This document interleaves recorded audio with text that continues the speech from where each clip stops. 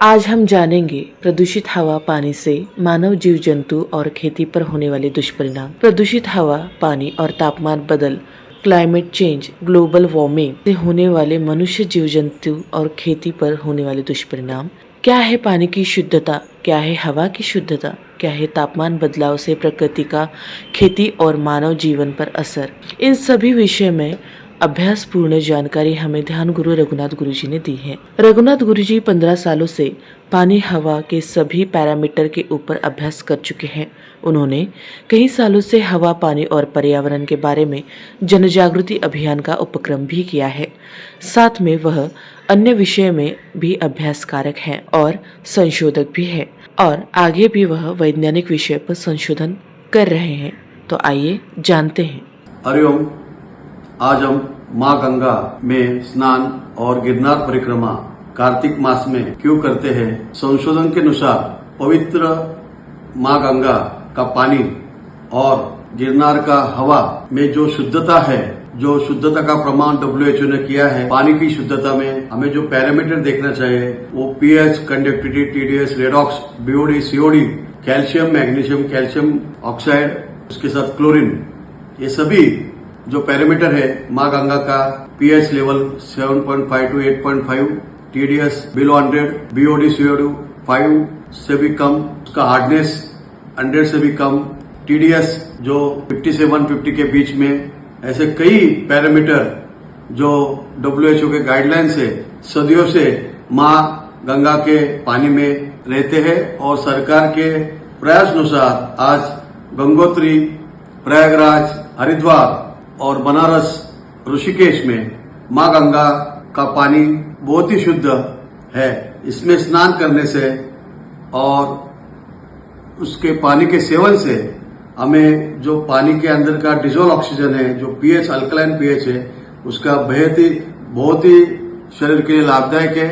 रोग प्रतिकार शक्ति बढ़ने के लिए, त्वचा के और बालों को स्वस्थ रखने के लिए, शरीर स्वस्थ और मन प्रसन्न रखने के लिए इस गंगा स्नान में स्नान का महत्व है। इसके साथ जो गिरनार का परिक्रमा, जब जो हवा है, जो हवा की बात करेंगे तो हवा की शुद्धता में O2 20.9%, CO2 300 ppm, nitrogen 78%, organ 0.93%।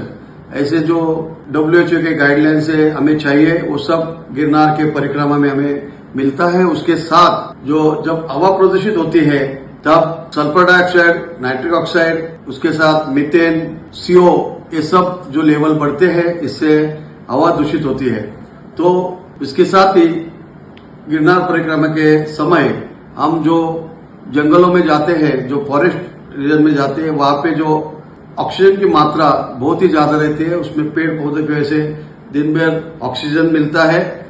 उसके साथ ही हमें वहां पे जो गिरनार के गिरगाह है, ये 24 घंटे ऑक्सीजन लेती है और उसमें जब श्वास छोड़ती है तब 50% ज्यादा ऑक्सीजन छोड़ती है। तो वातावरण में ऐसा ऑक्सीजन की मात्रा इस कार्तिक मास में, जो ठंड के दिन में, बहुत ही रहती है। अब हम विचार करेंगे जो प्रदूषित हवा और पानी का मुख्य कारण औद्योगिकरण, केमिकल वेस्ट, बायो वेस्ट का सही विघटन, उसके साथ तापमान बदलाव, क्लाइमेट चेंज, ग्लोबल वार्मिंग का मुख्य कारण वातावरण में कार्बन डाइऑक्साइड, CO2 का लेवल बढ़ना, मीथेन का लेवल बढ़ना और नाइट्रिक ऑक्साइड, जिससे तापमान में, वातावरण में टेम्परेचर बढ़ाने के लिए ये तीनों गैसेस का मुख्य कारण है। और ये सभी गैसेस रासायनिक और एग्रीकल्चर और अन्य ईंधनों से उत्पत्ति होता है।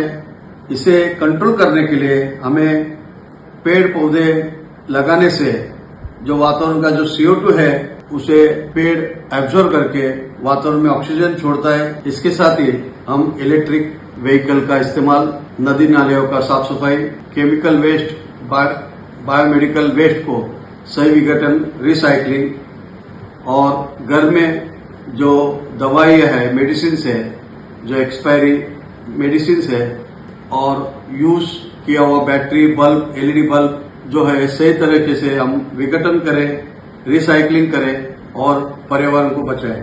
हरिओम।